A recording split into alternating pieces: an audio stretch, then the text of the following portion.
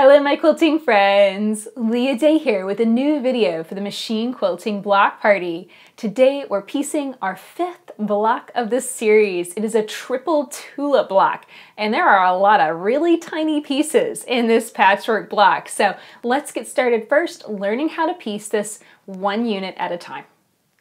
The first step to piecing this block is to put your vase together. I've already created some half square triangles using fabric D and fabric E, and I also have this cut fabric E rectangle. So I'm going to take my half square triangle, flip it over, line this edge up, and stitch this seam. So I'm just lining these pieces up, and I like to start where I have extra seam allowance. So I'm starting up at the end of the half square triangle where I have a little extra seam allowance. I'm just going to get started stitching. I'm being careful to maintain a nice, accurate 1/4 inch seam allowance. So I'm lining up the edges of the fabric with the edge of my presser foot. This is it's a patchwork foot. It gives me exactly a 1/4 inch from the needle to the edge of the foot.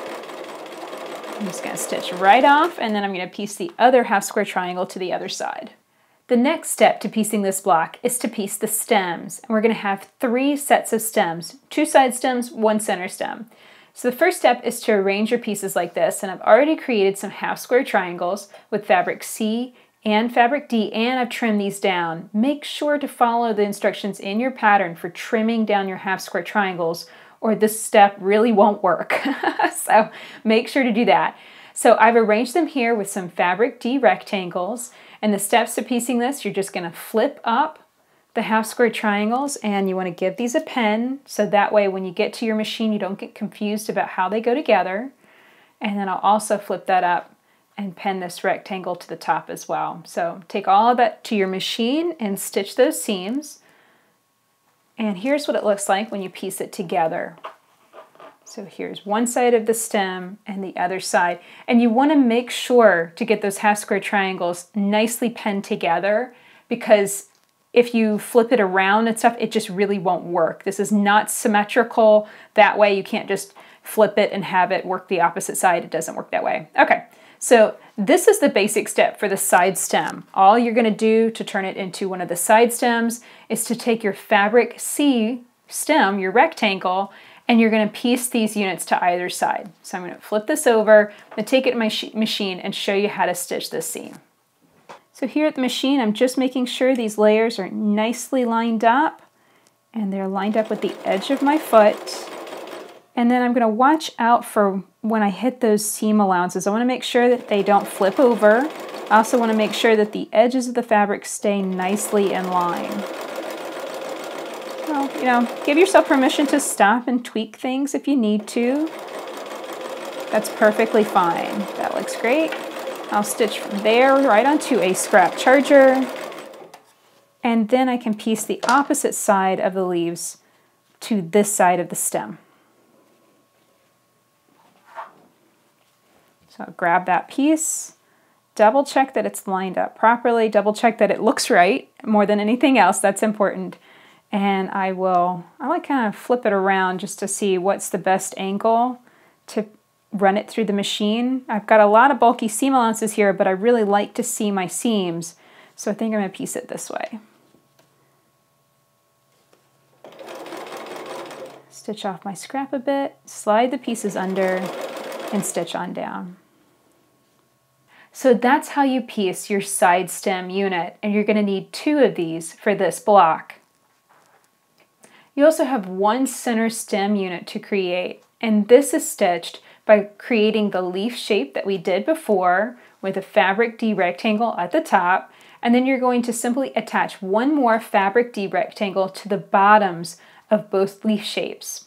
Once you stitch that in place, stitch it to either side of the longer fabric C rectangle, and here's what it looks like whenever you finish your center stem unit.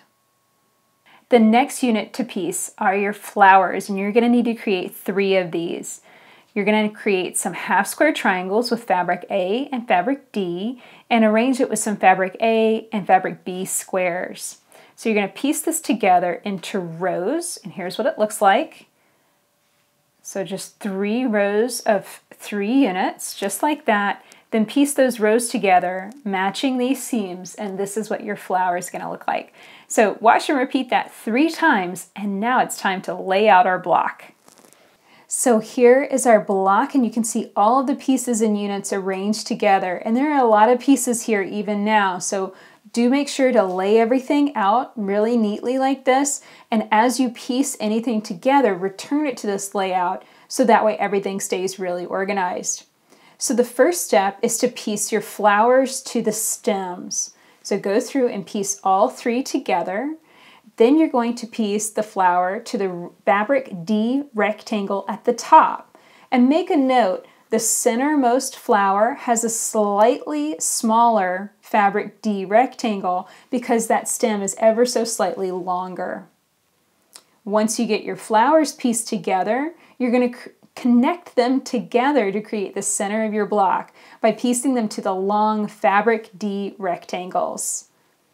After that whole center unit is connected together, piece it to your vase and then attach the 2 fabric D rectangles on both sides. And here's what it looks like whenever you finish this pretty flower block. So that's it for this video. If you have any questions about this piecing process, please ask in the comments below. I really want to help you learn more about machine piecing and quilting this year. And speaking of quilting, next week I'm going to share a video on how to quilt this block with a variety of beautiful designs, so you don't want to miss that. If you enjoyed this video, please share it with your friends and subscribe to my channel on YouTube so you don't miss out on the next video coming out soon. Until next time, let's go quilt.